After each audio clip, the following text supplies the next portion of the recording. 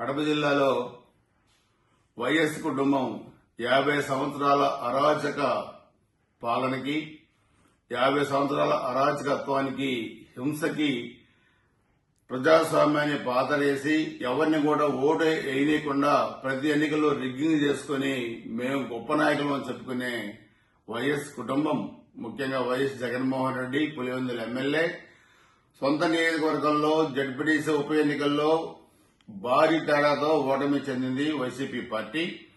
అదేవిధంగా ఒంటిమిట్టలో కూడా భారీ మెజార్టీతోనే గెలవబోతా ఉంది తెలుగుదేశం పార్టీ. ఈ రెండు చోట్ల భారీ విజయాన్ని తెలుగుదేశం పార్టీకి ప్రజలు ఇచ్చారంటే 50 సంవత్సరాల్లో మీరు ప్రజలను ఓటింగ్ రాకుండా ఎంత హింస పెట్టారో, ఎన్ని ఇబ్బందులు పెట్టారో, ఎన్ని అరాచకాలు చేశారో, ఎన్ని అకృత్యాలు చేశారో, ఎన్ని దాడులు చేశారో, ఎన్ని హత్యలు చేశారో, ఎన్ని మానభంగాలు చేశారో, ఎన్ని ఆస్తులు ధ్వంసం చేశారో, ప్రజాస్వామ్యానికి పాతరేశారో ఈ రోజు మనకు అర్థమవుతా ఉంది. అందుకే జగన్మోహన్ రెడ్డి ఏడుపులు బెడవపులు పెట్టి జాతీయ రాజకీయాల్లో ఒక కీలకమైన భూమిక పోషిస్తున్న చంద్రబాబు నాయుడు గారిని వయసు పెట్టి మాట్లాడటం, అదేవిధంగా ఇష్టారాజ్య శాపనార్థాలు పెట్టడం అంటే ఓటమిని ముందుగా అంగీకరించడమే. మిస్టర్ జగన్మోహన్ రెడ్డి, మీ శాపనార్థాలు నిన్ననే ఆంధ్రప్రదేశ్ ప్రజానీకం మొత్తం దేశం మొత్తం కూడా అర్థం చేసుకుంది. ఒకసారి గుర్తుపెట్టుకో, ఎప్పుడు కూడా ప్రకృతి చాలా గొప్పది. ప్రకృతి నీకు 2024 ఎన్నికల్లోనే గుణపాఠం చెప్పింది. 151 నుంచి 11 స్థానానికి నేను దిగదార్చింది.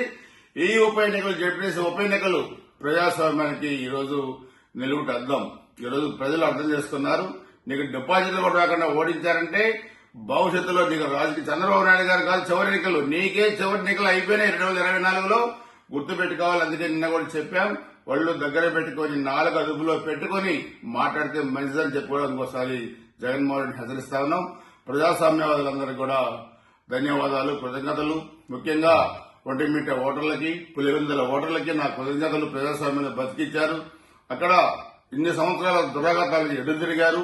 ఇదే రాబోయే ఎన్నికల్లో కూడా మీరు చొరవ చూపించి ప్రజాస్వామ్యాన్ని బతికించాలి ఆ జిల్లాలని చెప్పి కూడా, ముఖ్యంగా పులివెందుల ప్రజాస్వామ్యాన్ని బతికించాలని చెప్పి కూడా నేను ఓటర్ల దేవులందరూ కూడా కోరుకుంటున్నాను.